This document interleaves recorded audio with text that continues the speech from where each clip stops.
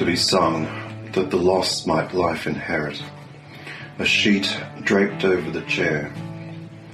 We sat at a table between two banana plants, a pool of water gathering underneath. A banner of flame, the night sky, above the treetops and street lights. In a shop on the way to her home, she chose a circular mirror for me to purchase. In another shop, fuchsias for herself.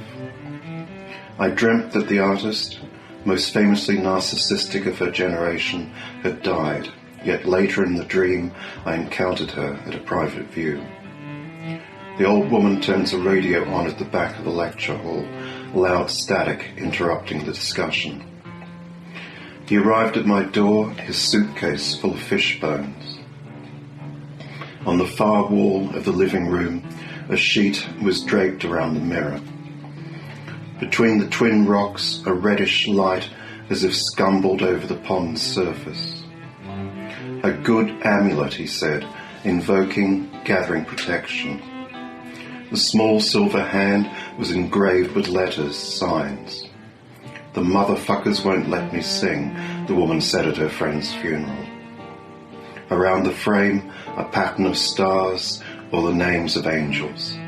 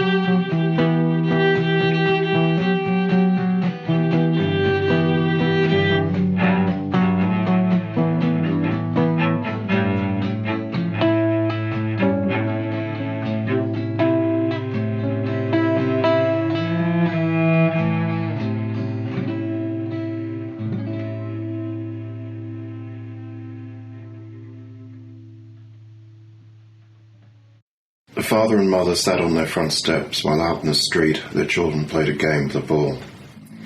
It was my first visit and I had arrived in the early hours, the airport almost deserted. A drunken young cowboy in Stetson, chaps and spurred boots was singing the streets of Laredo at the top of his voice. Pieces of paper, messages, were threaded through the boxes that the boy made after the woman's death. Having chased the cat away, he crouched down, talking gently to the frog in the corner of the room, reassuring it. Could it have been a scholar in a former life, remiss in religious observances? In the dream there were 2 houses, the second a mirror image of the first, and it was in this second house, this reflection, that I thought I might live.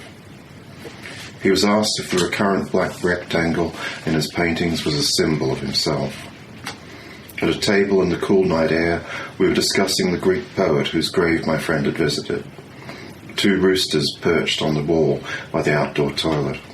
There were bushfires here nearby, my friend wrote, black ash blowing through the window and settling on the final proofs as I was reading them. He recognised the handwriting and took it for granted the letter was for him.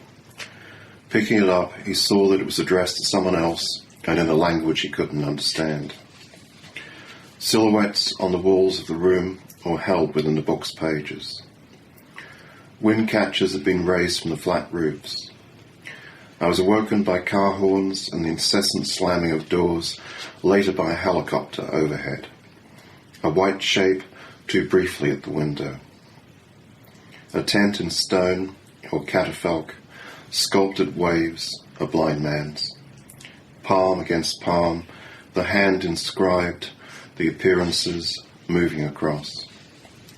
A plank was positioned upright against the wall. Next door, where he now slept, a ladder stood in the corner. The television left on in the darkened room. Wandering a maze of stone-laid alleys, he wrote, one house of black wood pressed tight against another.